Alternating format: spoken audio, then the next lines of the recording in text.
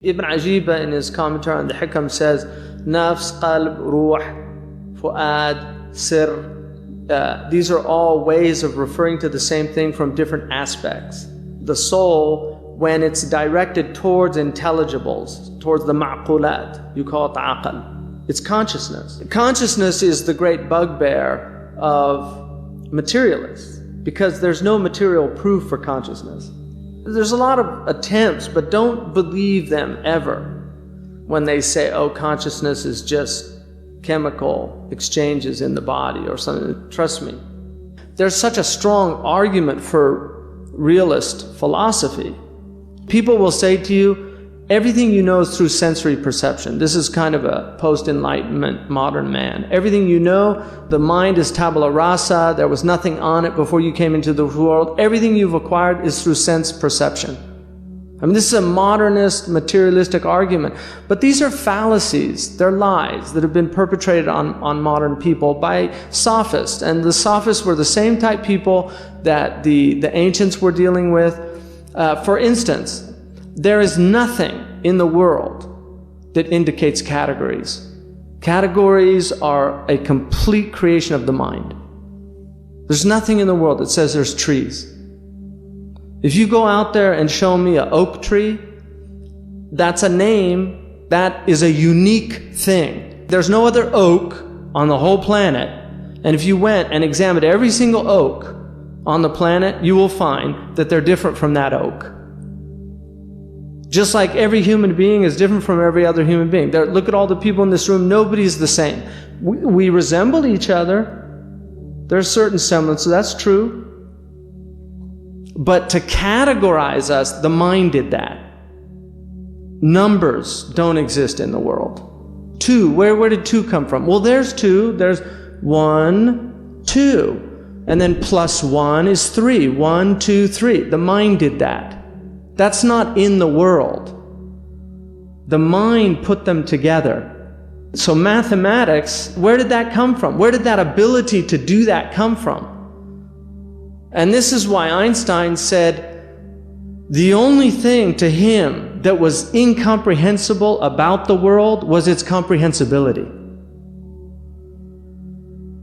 Why are we able to discern all this meaning? How did Newton figure out the universal law of gravity?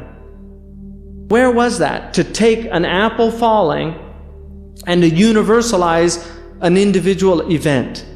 That the mind did that. That wasn't in the world.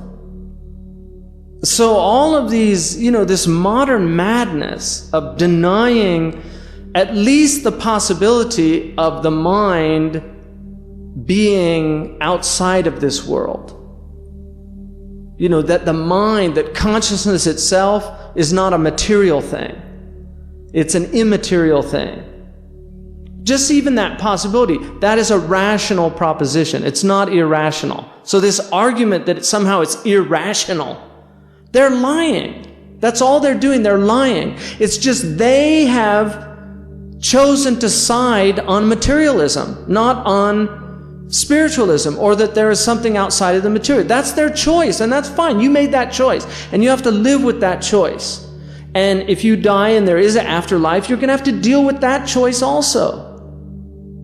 But those people that choose the other view have, from our perspective, more rational proofs, because this idea that this, just popped into existence, like my hand wasn't designed, and then you're going to tell me, well, it was a selfish gene. Selfish gene? Like, where did it get its selfishness from? So the gene has a personality, and it happens to be a selfish personality as opposed to an altruistic gene? Really? I mean, think about just how they talk about. And then natural selection did this. I've read their books. Gee, natural selection seems to just do a lot of things that it wants to do. Where did it get that will to do things? Where did the irada come from? Seriously, don't be fooled by sophistry and by language and by... Think about these things at a deeper level. And some of you that are in universities, these people have been brainwashed, they've been trained in certain ways of thinking, and it becomes really difficult for them to see. But If you've had, great teachers, or if you've read the great teachers of the past, these people weren't stupid people. Newton believed in an afterlife. He wasn't a stupid person. Isaac Newton wrote a commentary on the Bible, and half of their science is based on his insights. Really, without Newton, that modern world doesn't even exist. Leibniz believed in God. That's where they got their calculus from to deny God.